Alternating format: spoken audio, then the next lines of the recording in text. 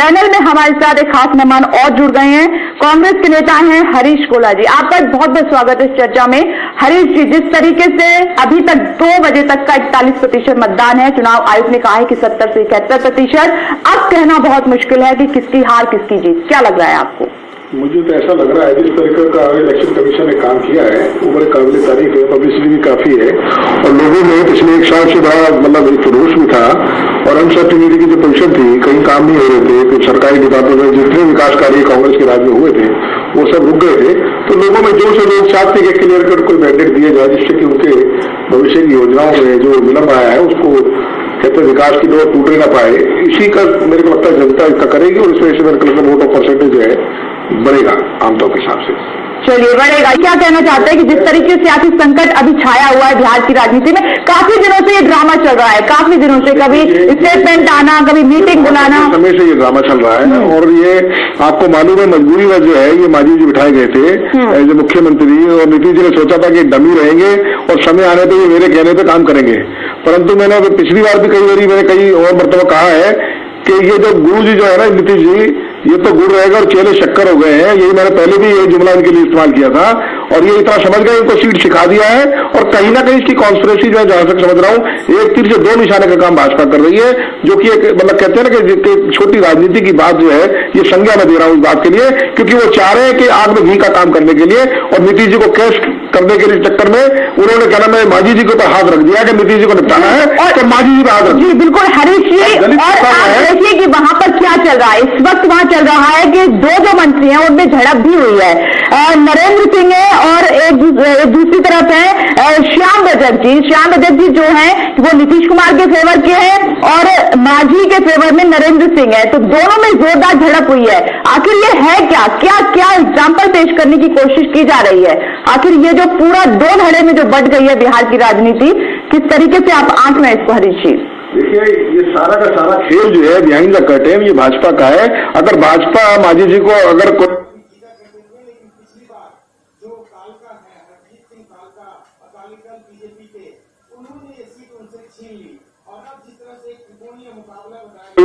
जो कहना फीडबैक नहीं देती तो ये काम नहीं होता। मांझी जी ने पिछले महीने में बयान दिया था कि 6000 का पैकेज दे दे तो भारतीय जनता पार्टी बहुत अच्छा काम करेगी। मोदी जी से कहीं कहीं जो है ना इनकी जो है बिहाइंड द मीटिंग हो रही है। बिहार में 6 का जो अभी रहे थे बीजेपी का मुझे नजर आता हुए हैं।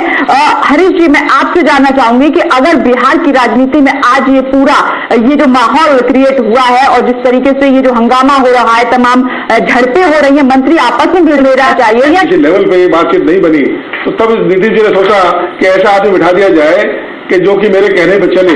परंतु उन्हें ये नहीं मालूम था कि मांझी जी जो है सीट पे बैठे तो सीट सबको सिखा देती है, वो धीरे धीरे सीख गए। अब वो दुकानदारी सीख गए, अब उन्हें मालूम है कहां से मैनेज करना है। और इसी बीच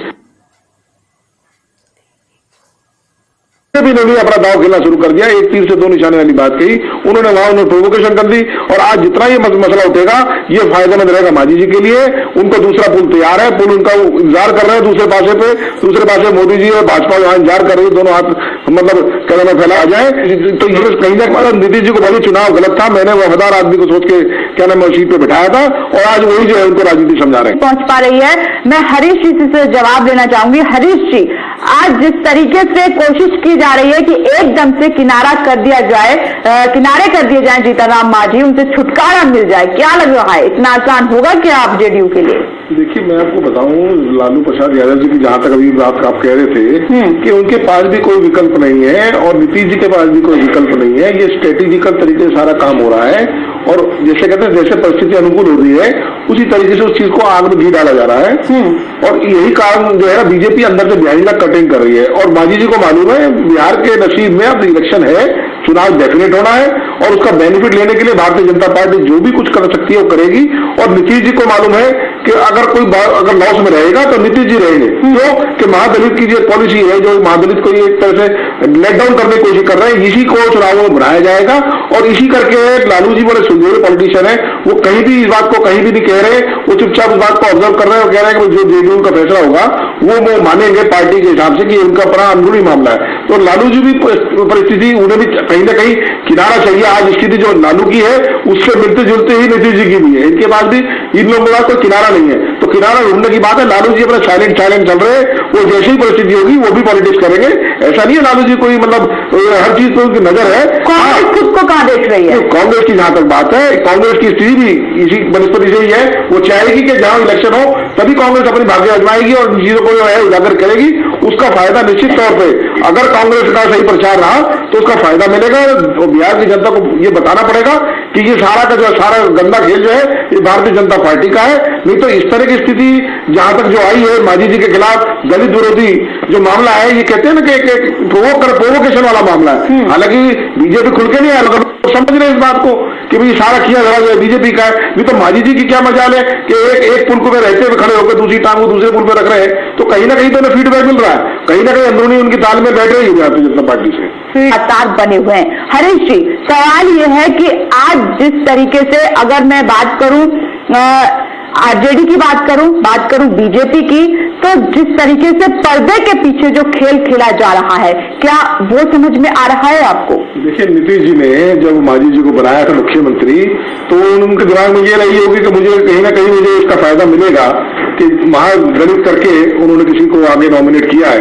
परंतु आज जो स्थिति हो रही है, जो स्थिति परिस्थिति बनी है कि आज वही क्लास जिस क्लास के लिए उन्होंने उनको मुख्यमंत्री बनाया था वही क्लास इनके खिलाफ जा रही है और इसका खमियाजा आने वाले समय में चुनावों में नीतीश कुमार जी को और जनता दल यूनाइटेड को भुगतना पड़ेगा।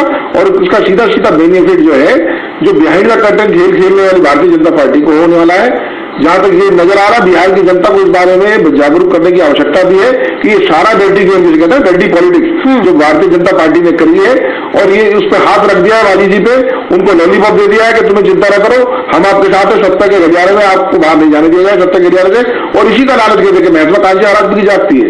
मांझी जी को मालूम है कि आज वो किसी तरीके से मतलब लॉयल्टी सिद्ध करके वो मुख्यमंत्री बन गए, परंतु उन्हें अपना जो भविष्य वो अधिकार में नजर आ रहा है तो उन्होंने बीजेपी का दामन थाम लिया। सीधी सीधी बात है। और आजकल जो मोदी जी जो है इसी तरह कर रहे हैं, सबको निकाल के अलग अलग जो क्षेत्रीय नेता जो है उनको हटा के अपनी अपनी पसंद के मुख्यमंत्री जिस तरह दिल्ली में किरण बेदी को प्रोजेक्ट किया, इसी तरह मैं जहां तक समझता हूं आने वाले समय में इसका फायदा मांझी जी को डेफिनेट मिलेगा और जनता में एक मैसेज जाएगा जिसका बेनिफिट सीधा सीधा जो है मोदी जी लेना चाहते हैं, भारतीय जनता पार्टी लेना चाहती है।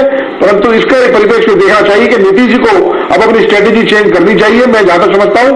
और अपने जो स्थिति को सुधार के लिए उन्हें ओपनली मीडिया में आकर कुछ ना कुछ बात ऐसी कहनी चाहिए जिसके उनका जो उनका डैमेज होगा वो कम हो सके। लेकिन हरीश जी, एक प्रश्न इसको ये भी है कि ये कांग्रेस के लिए, बिहार प्रदेश कांग्रेस के लिए अप्रत्याशित नहीं है?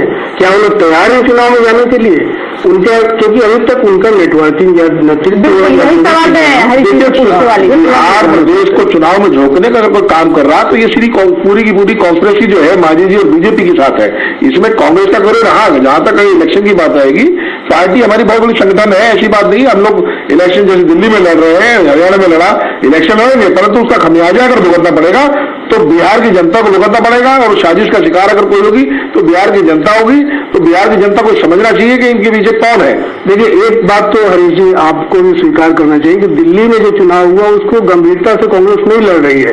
नेतृत्व खासकर आपका जो बड़े नेता हैं, कार्यकर्ता भी जरूर लड़ रहा है, जो नीचे के स्तर के हैं या मिडिल स्तर के हैं वो कार्यकर्ता गंभीर है, लेकिन जो उच्च स्तर के जो नेता हैं, जो नेतृत्व है, जो अपर लेवल वाले हैं, वो नहीं सीरियस हैं।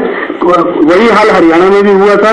बिहार में लोकसभा चुनाव के बाद जिस तरीके से इनके जो हालात बने उसके बाद बिल्कुल एक्टिव नजर नहीं आए किसी भी स्टेट में भी। बिहार में भी इसी तरह से आप लोग लड़ेंगे?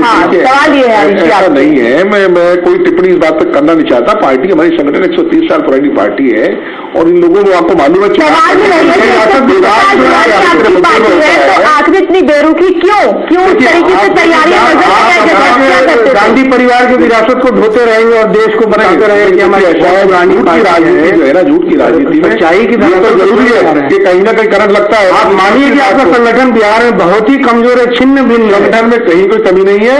जहां तक ये जो कहते हैं अच्छे सेलमैन जब आ जाते हैं ना तो उससे लोग प्रभावित हो जाते हैं। और जज्बातों की राजनीति जहां होती है, कांग्रेस में कभी भी ऐसी गिरी हुई राजनीति, ओछी राजनीति धर्म के नाम पर या कभी फ्री देने के नाम पर इस तरह के झूठ को बोलने के लिए, या वो जो आज उन्होंने वादा किया 15-15 लाख रुपए देने की बात उन्होंने कही थी, आज उन्होंने वो मुकर के जुमला है। मैं तो इस तरह के लोगों को प्रभावित करते हैं लोग और अपना बेनिफिट उठाते हैं। 10-15 साल इनका जो है ये पटाखा चलता है। तो इस तरह की राजनीति कांग्रेस ने नहीं करी है। ठीक है, असर देर में होता है। इन लोगों का जो है जज्बात उठाते, जज्बाती राजनीति करने में ये लोग बहुत आगे। ऐसा नहीं है कि कांग्रेस को इस बात को समझ नहीं है, कांग्रेस को सब समझ है, नेतृत्व भी इस बात को देख रहा है, परंतु जनता हमारी भोली भाली है, वो इनका शिकार हो जाती है, उसका खमियाजा पूरे देश को भुगतना पड़ता है और जो अनावश्यक जो बाहर है वो जनता को झेलना पड़ता है।